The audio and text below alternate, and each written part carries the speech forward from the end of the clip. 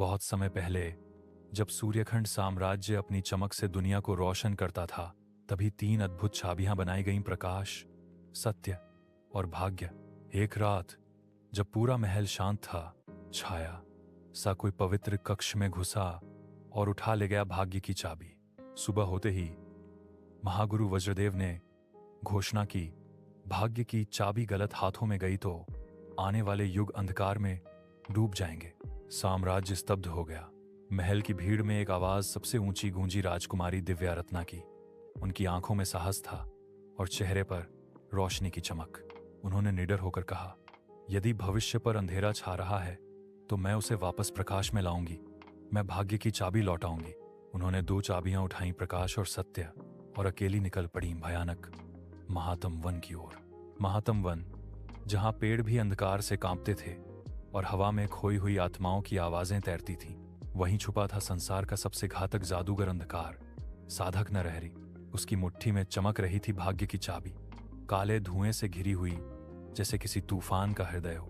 नरहरि ने तिरस्कार से कहा, दुनिया का भाग्य अब मेरे आदेश पर चलेगा। तुम मुझे रोक नहीं सकती राजकुमारी। वन की छाया उसके चारों ओर घूमने लगी। दिव्या रत्ना ने दोनों चाबियां उठाईं। प्रकाश की चाबी सूरज जैसी चमक बिखेरने लगी। सत्य की चाबी नीली दैवी रोशनी बन गई। दोनों शक्तियों का मिलना एक दैवी स्वरूप बन गया, जिससे धरती कांपने लगी। नरहरि ने भाग्य की चाबी उठाई। अंधकार लहरों की तरह उबलने लगा। फिर 2 संसार टकराए, प्रकाश बनाम अंधकार। दिव्या रत्ना की आवाज गरजी, भाग्य चाबियों में नहीं बल्कि उस आत्मा में होता है जो उन्हें चलाती है। उनकी बात बिजली बनी, अंधकार टूट गया। नरहरि गिर पड़ा। भाग्य की चाबी धीरे से उनकी ओर उड़ाई। राजकुमारी जब महल लौटी, तीनों चाबियां एक दूसरे की रोशनी से आकाश को सुनहरा बना रही थी। तभी प्राचीन भाग्यलोक का द्वार अपने आप खुलने लगा। अंदर उजाले का पवित्र मार्ग था, जहां से भविष्य तय होता था। दिव्या रत्ना आगे बढ़ी और बोली, सूर्यखंड का भविष्य प्रकाश, सत्य और आशा की ओर मुड़ना चाहिए। द्वार सुनहरी अग्नि में बदल गया। अंधकार का अंत हो गया और उसी दिन से राजकुमारी दिव्या रत्ना को भाग्य की रक्षक कहा गया।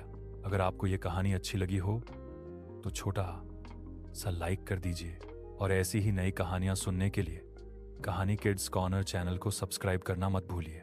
कमेंट में ये भी बताइए आप कौन सी चाबी चुनते, प्रकाश, सत्य या भाग्य। फिर मिलेंगे अगली कहानी में।